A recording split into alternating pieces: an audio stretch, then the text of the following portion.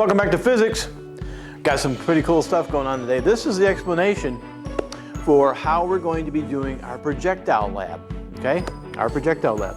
So, this going along with module 5, we're going to be doing is we're going to use this cool, awesome little device right here, and we're going to use it to launch our projectile at a particular angle. And what's really cool about this device is you can change the angle, okay? And before I forget, I'm going to show you later why it's so important. It'll help our math a little bit, is if we just set this at 45 degrees, it'll actually make our life a little bit easier. So, but I don't want to forget to tell you that. And what we're going to be launching is a steel ball bearing, okay? A steel ball bearing. We'll put it right on there. Pull back the spring into its tension. And as you put this in there, and of course we launch it, this will all be on the floor, nice and solid, held down nice and straight. And that will launch our projectile up through the air, and it will land on the ground. And where it lands on the ground, we're going to put this big, huge sheet of paper down, and we're going to put down what's called carbon paper. Carbon paper is cool because once the ball goes and hits on the floor, and it hits that mark where hits on top of the carbon paper leaves a blue ink on the white paper, which we have taped on the floor. So that way it records exactly where the ball hit the floor. We don't have to kind of guess and try to measure to it, okay? So, keeping that all in mind there, what we got to do is, it sounds fairly simple. We're going to be doing is launching our projectile at a 45-degree angle, and what we're going to want to do is launch that up, have it go over, and then wherever it hits the floor over here, we're going to have this big piece of paper taped down, a bunch of sheets of carbon paper around, and we're going to launch that ball 10 times, okay, 10 times. And you got to get this down. You're going to launch it from each one of these notches. There's 1, 2, 3, 4, 5 different settings for the spring on this launcher. And you got to launch it 10 times from each one of those. So that's a minimum of 50 launches. Now, if I was a physics student and I had to launch 50 ball bearings off from this thing and onto the floor, that's the beginning of fun right there in my book, okay? So we're gonna have a little bit of fun with this. Now, the only things that we're gonna know, this device, apparatus, this wonderful little launcher here, does not tell us what the velocity is coming out of there, okay? So one of the best ways to tell if you know how to do the physics equations is that so far we've done projectiles, we launch from the ground, we use our sine cosine, and we figure out what the dx and the dy, you know, horizontal and vertical components are. And after we got that, then we figure out what the hang time is, and then once we find the hang time, then we can find the range, okay? Now what we're gonna do, and it's a good sign, is if we're really good physics students, we should be able to do all of that in reverse, okay? That makes it very challenging. It's gonna make some of the math kind of challenging, but I'm gonna do the math with you here in a minute. Excuse me. But what we are going to do is do all that in reverse. That's always a really cool thing, whether you go into any kind of a field, especially if you have calculations. If you can do the calculations in one direction, it's great, but if you can do it all in reverse and figure out where things came from, man, you really got that material nailed down, okay? And that's what we're gonna do in this lab. So we're gonna launch these things off in the ground, get all these measurements for our range, or dx, for all 5 settings on that thing. And of course, the ball is not gonna come down in the exact same spot every time. So we're gonna have to do an average of each of those settings. Take an average of all the dx's for the first notch. Take an average of all 10 launches for the second notch. An average of all 10 launches for the third notch. You get the idea. So the only thing we actually know in this problem is we're working backwards. So instead of wind up calculating the range at the end of our problem, we're going to start knowing what our range is, okay? And we got to take that information and work it all the way backwards to figure out what in the world is my original velocity, okay? And I want to show you how to do that. And if we do something this is where your Math 3 class comes in as a nice prerequisite for this course. And you don't have to be able to do this math. on the test or anything, but it is definitely, I want to see it in your notes. Don't just sit back and kick back and watch this. I want to see these calculations in your note because I think it's good for you to be able to do this. All right, so let me show you how to do this. This is kind of cool and exciting in my book, okay? I like this kind of stuff. I don't mind math as long as I can see the application for it, and then it's kind of exciting, okay? All right, so what we're gonna do, as I previously mentioned, we're gonna make sure our launcher is all set at 45 degrees. Okay, you don't have to do it, but it's gonna make the formula a lot easier in the very end. So we're gonna do 45 degrees, and we're gonna remember what we did before.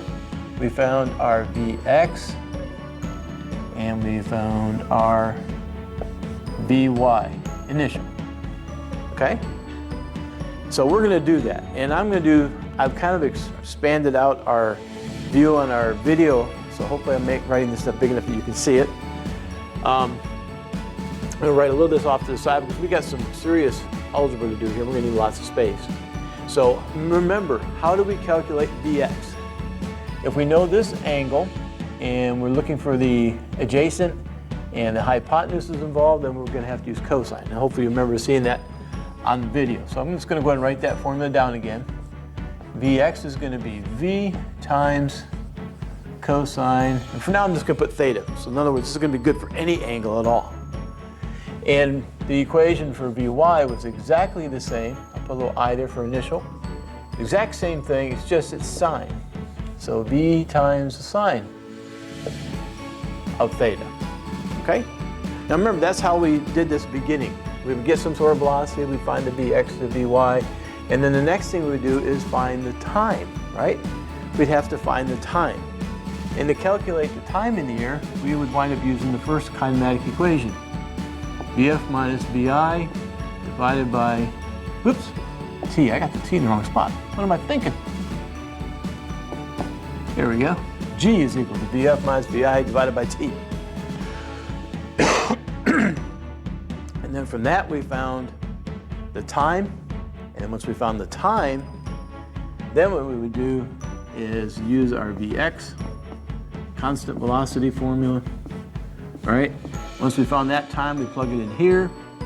We would know that Vx from calculating this right here, and we would find the dx. So now what we're gonna do is work all that backwards. And the only way to do it, since we're missing information, okay?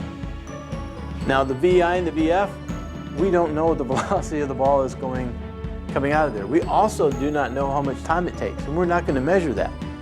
Okay?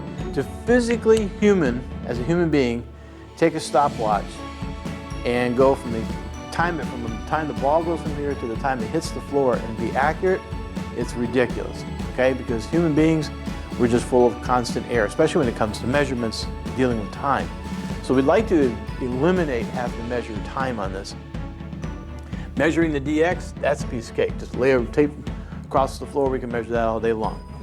So we got a couple of unknowns here. So now the way that we're gonna do this, don't freak out, okay, but this is why your Math 2 and Math 3 is required.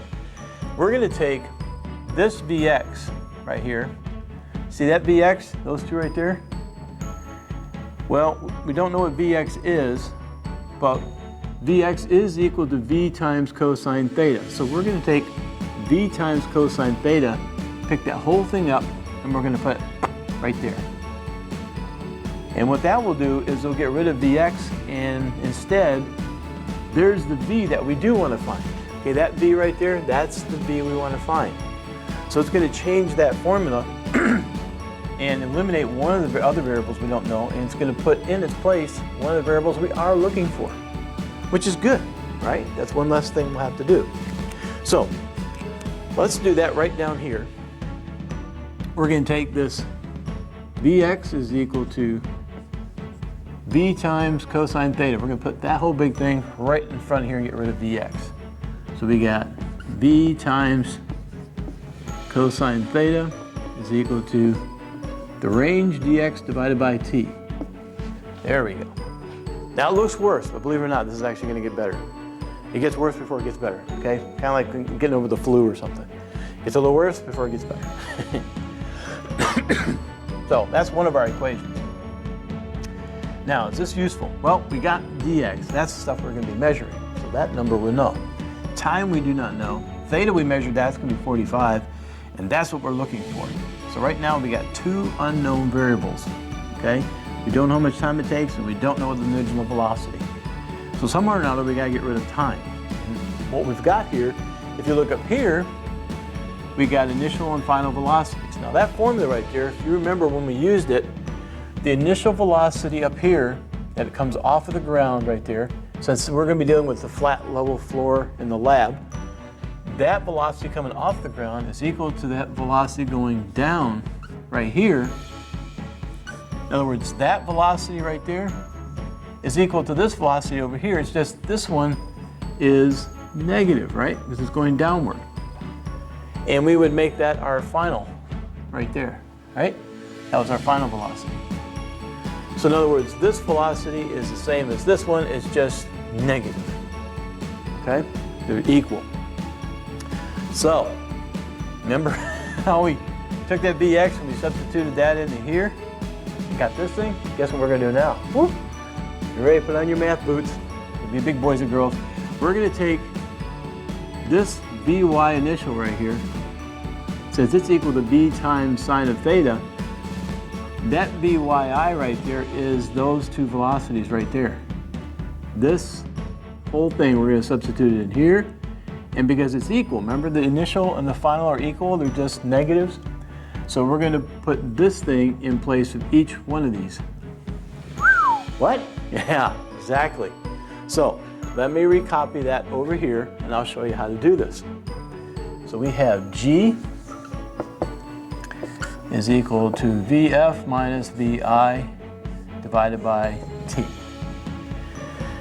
Now, for the substitution. Final velocity is what? Well, the final velocity is the same as the initial, just negative. And what's the initial? It's this thing right here, V times sine theta, but it's just negative. So instead of that Vf right there, I'm going to put in negative V times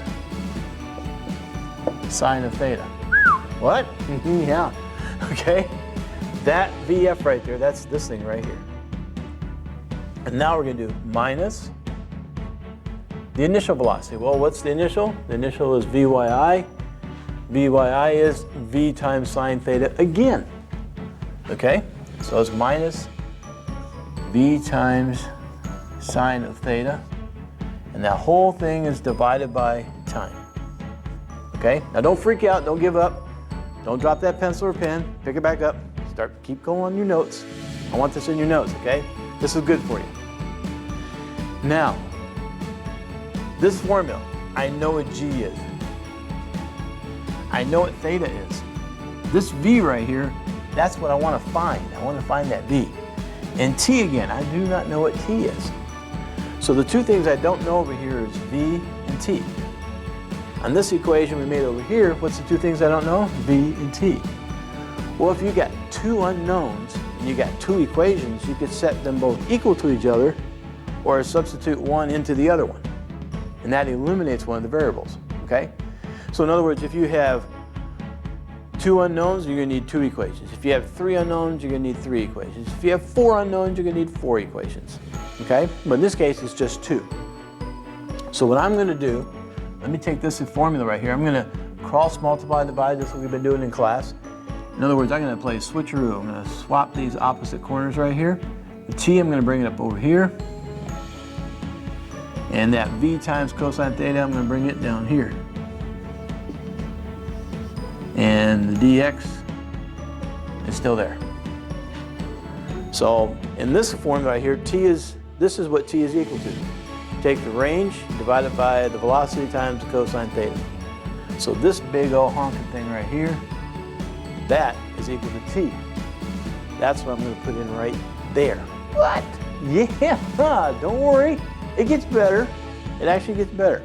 But before I do that, let's simplify this big, ugly numerator up here. Okay? Don't take that personally. You're really not ugly. You're really kind of cool. All right, so here we go. Now you've got a negative v times sine of theta minus a v times sine of theta. So in other words, you got two of them. You got one negative v sine theta here and another negative v sine theta there, and you're subtracting them. They're both negative, so they're going to basically add together. So you just got a negative 2 v sine of theta over t. Okay? Because you got one here, you got one there. Not a big deal. So now we're going to do that t right there. We're going to plug in that big, ugly, nasty thing and put it right into there. Okay? And we need some space here, so I'm going to bring this back up here. And we're going to have g is equal to, now that numerator is still the same, it's negative 2 v sine theta. And down in the bottom is dx divided by v cosine theta. I know, that looks like a nightmare, but don't worry. This is the fun part. This is where your math 2 and math 3 come in, because there's ways to take this formula and simplify it, okay? And that's why you had to learn all those different rules in algebra. So, anytime you've got a fraction inside of a fraction here, okay? This is one fraction, and I got another fraction inside the fraction. What I like to remember is that the denominator of the denominator actually belongs in the numerator of the numerator. What? Easy way to remember that is that the bottom of the bottom goes to the top of the top, okay? I could show that to you sometimes if you really want to see the details for it, but anytime you got a fraction over a fraction, the bottom of the bottom, actually, you can move it to the top of the top. Algebraically speaking, it's exactly the same thing, okay? So I'm going to do that. I'm going to take times cosine theta and I'll move it up here to the numerator. I know it looks like I'm doing something illegal. Trust me, I'm not. So 2v times sine of theta, and that's getting multiplied by, okay? That's going to go up to the top here. V cosine theta up there. And then the dx, that still stays there. Because only the v times cosine theta is actually in the denominator of the denominator, or the bottom of the bottom. All right, so now I know you're looking at this going, yeah, that doesn't make it a whole lot better. It still doesn't look very nice. It still looks a little bit like a nightmare. Oh, don't worry, it's all a matter of simplifying. Now we got this thing times this thing, right? Let's simplify that down. Negative 2 times, out in front of here is this assumed 1, right? You always assume a 1. So 1 times negative 2 is negative 2. V times V is V squared. Sine of theta times cosine of theta, we just leave it like that. And that's all still divided by dx. Now, does that look any prettier? Not really. Don't worry, it's getting better. Now, what's important here? Why in the world would we make this nightmare? That's why I always wanted to know in my math class. When a professor or teacher makes this big, ugly, loud thing, it's like, why are you doing this? Okay, the reason why we did that, remember, when we started over here, we didn't know what V was and we didn't know what T was. There's two unknowns. Same thing with that one. But once we combined them, look what went away. There's no more T in here anymore. T is gone. The only thing in this formula that I do not know when I'm doing my lab is V.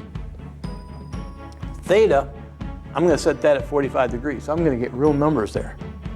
dx, those are the ranges that we're going to measure after we launch those ball bearings across the room, okay? And g here, you know, is just gravity, negative 9.80. So we know everything except for v, so we can solve for v. And by doing that, we'll be able to figure out exactly what v is. So, I don't know about you, but that still looks like an ugly calculation. Let's see if we can actually do this and bring it down, okay? Let's put some real numbers in there and try to simplify this thing even farther instead of leaving this as variables, okay? But just so you know, you could stop right here and you could use this for any angle at all, but we're going to do it just for 45 degrees. Now, here we go. I'm going to start plugging in some numbers. G is Let's see, I'm gonna make sure I got enough room to do all this. We'll try it right here. So negative 9.8, that's G, equals, I've got negative 2 times V squared. Now this sign right here, that's a sign of what? 45 degrees, okay? So in those two right there, if you set those to 45 degrees, let's see what we get. And this is something pretty cool about sine and cosine. If you've ever had the graph sine and cosine of theta on a graph in your math class, it's the one place where sine and cosine are both equal to each other. So actually sine of theta is equal to cosine of theta, which is pretty cool. And I'll prove that to you. If I take the sine of 45 degrees, I get 0.7071. Okay, I get 0.7071. Okay, that's sine of 45 degrees is 0.7071. If I do the same thing, I do cosine of 45 degrees, I get 0.7071. Exact same answer. It's the one place where sine and cosine are actually equal to each other, is at 45 degrees. So 0.07071. Cool. And then you got dx down here. Let's simplify that a little bit farther.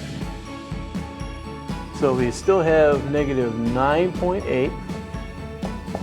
Now all these numbers up here I can combine. So I could do 0.7071 times this one times negative 2. Okay? Get those all into one number. So negative 2 times 0.7071 times 0.7071 equals 0.9999999998082. 0.999998082. Basically it's negative 1. Go figure. So this is basically just negative 1 times v squared over dx. And that is why I'm having you set these at 45 degrees, okay? Because those came out to 45 degrees, these two multiplied together times negative 2 basically just takes a half. So it's just half of negative 2 is just 1. And we don't have to write the 1 in there, right? So we just get rid of that. Now, watch carefully, here we go. We gotta solve this equation for v, because that's what we're looking for, right? V. So let's get the dx to this side of the equation. So now we got negative 9.8, put that in parentheses, times dx is equal to negative v squared. We gotta get rid of that negative. Divide both sides by negative 1, right? Do that, it gets rid of that negative. So now I got 9.8 times dx is equal to v squared. Now, how do you get rid of that last little thing, the last square? Take square root. I know, you're telling me. You're screaming it out, right? So that means v here, v is going to be equal to, well, we don't know it. dx, we're going to have to measure all those in there, right? And once we get the average of that dx for notch 1, notch 2, notch 3, all the way up to notch 5, we'll have to put all those in there, one at a time. But I can still take the square root of 9.8 though. I can go ahead and get that out of there, right? So we're going to do that. I'm going to take the square root of 9.8 and I get 3.13. So this is going to be 3.13. We still got to take times the square root of dx. Wow. I told you it'd be worth it, didn't I? Look at that. That's the slicker snot, man, right there. Look at that. This is when I like math, okay? If you're real careful and you do your algebra really good, and you just be really careful, make sure you're behaving and treating things the way they're supposed to, following the rules of algebra, all of a sudden we can simplify this thing down to something. Man, I can do that. So what does this mean? On your lab, when we go to do it, you're going to launch this thing from position 1, 10 times. 1, 2, right? You put the ball bearing in there, make 10 marks on white paper taped on the floor. You'll measure from the front of that barrel right there, okay, the front of that launcher. Can't say barrel, that sounds like a gun. We can't say gun, so we say launcher. So we measure from the front of this thing across the floor with the tape measure out to each dot, and then we're going to take the average of all those DXs, okay? We'll write them down on our paper real nice and clear, and we'll say notch 1, DX average is, and whatever that average is, we stick it right in there. Then you hit on your calculator, you take the square root of it and multiply it by 3.13, and that will tell you what the velocity, when you pull this thing back and you go, that tells you the velocity that the ball is leaving the launcher. Just like that. Math is cool. I'm sorry, I love physics, but math is pretty dang cool if you give it a shot. You know, if you give it a try and you're careful with it, it can do some pretty neat things, okay? So, don't ever be afraid of this stuff. Make sure you got that all written down in your notes. If you missed any of that, stop, go back, rewind, and make sure you get all that written down in there. And this is good for you, okay? This is good for your brain. I know you may be thinking, I'm not going to use that in my life. Hopefully you, well, either way, you may or may not. If you go into engineering, you're definitely going to be using this. But even if you don't, being able to do this kind of stuff and substitute and challenge your brain, you are going to need that. That makes your IQ pop up just a few more points. Every time you make your brain work a little bit harder, your IQ goes higher and higher and higher, and that has a direct impact on how much money and salary that you're going to make in your job. Okay? All right, this has been great. Let's get together and do the lab. We got some collecting of data to do. Make sure you tape that paper down on the floor. You don't want that thing moving around, because that paper moves, well, your DX is going to be moving. Same thing with your launcher, right? You got to make sure that thing is down on the floor, really nice and tight. In fact, you may want to make some marks on the floor to make sure it's not moving around. You got to hold it down tight. You don't want to shoot back on you, jump back when it launches the ball. You want all the energy from that spring to go into that ball and launch that across the room. All right, this has been great. I'm looking forward to this lab. Let's have some fun, okay? See you there.